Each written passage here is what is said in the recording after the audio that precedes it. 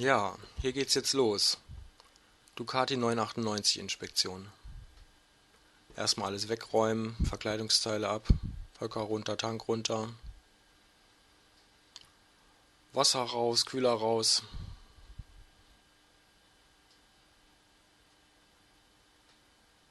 Einspritzdüsen, Luftfilterkasten, Großaufnahme, der stehende Pott mit Kerzenstecker und den Tankschnellverschlüssen.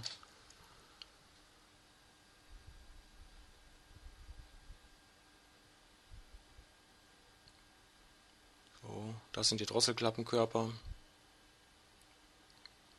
Motoransicht von links. Schräg von vorne. Kühler ist schon raus, Wasser ist runter. Rechte Seite. Zahnriemendeckel schon mal freigelegt. Vorderer Pott schon mal ohne Ventildeckel. Vorderrad.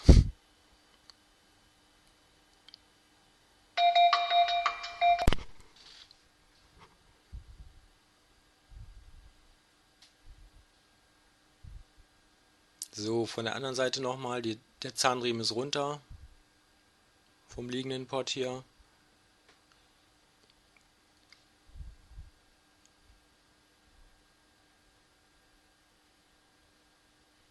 Die Nockenwellen sind gut zu sehen. Diese großen Nocken sind die für die Schließer, die anderen kleineren Knubbel sind die Öffner steuern.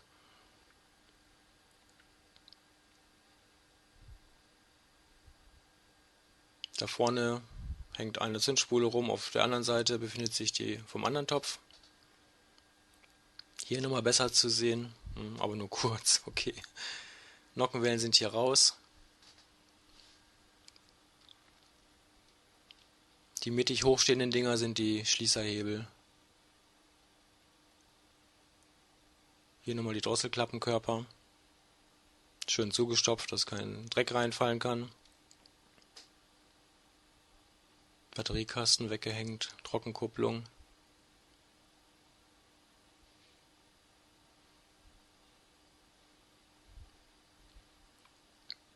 Da liegt alles schön auf dem Tisch.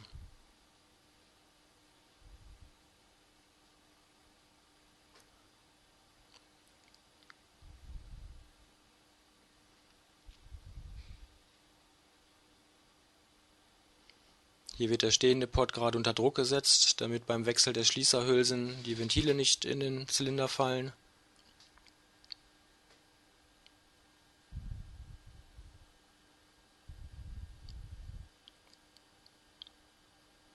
Statt Kerze innen der Druckluftadapter.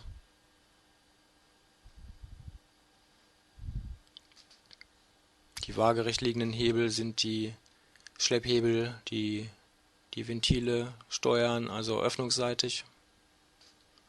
Und die in der Mitte neben dem Kerzenschacht hochstehenden Hebel sind die Schließerhebel. Ja, Luftfilter in den Plastikansaugrohren werden gern vergessen. Schön rausbauen, sauber machen oder austauschen, je nachdem. Nochmal die Kupplung.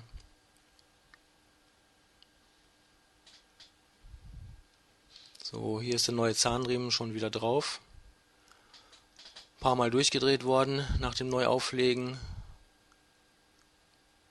und in den Verdichtungstodpunkt gestellt wird jetzt die Riemenspannung in Hertz gemessen, optisch mit diesem Teil hier, Trommeter. 85 Hertz ist der richtige Wert für den liegenden Zylinder und 75 für den hinteren stehenden, der eine etwas geringere Spannung bekommt, weil er thermisch heißer läuft und der Riemen später strammer wird. Also strammer ist der des liegenden, strammer werden sie beide, logisch. So, der Zahnriemen schon wieder gekapselt, der vom stehenden noch nicht. Vorteil des optischen Messgerätes ist, man hat die Vorgabe des Herstellers exakt abgelesen, man braucht sich keine Gedanken machen, ist es jetzt ein Hauch zu fest, zu lose, wie auch immer, zack, zumachen, vergessen, fertig. So, es wird gleich irgendwo noch wieder der Kühler reinkommen, Kühlwasser natürlich. Hier schon wieder ein bisschen mehr zusammen das Teil. Hier nochmal die schönen Messgeräte, Motorscan, Diagnosetester in der Mitte, das ist der Indianer Synchrontester. Mit dem mittleren Teil, da kann man zum Beispiel Abgas-CO einstellen, Fehlercodes löschen, Konfigurationen testen.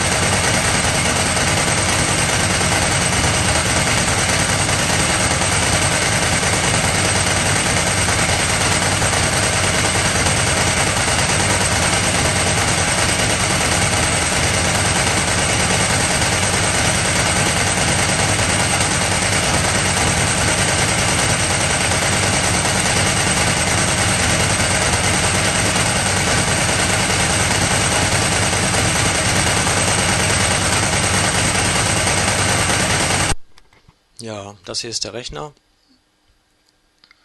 die Batterie, Regler, Gleichrichter, da vorne der Ölkühler und das war's. Tschüss.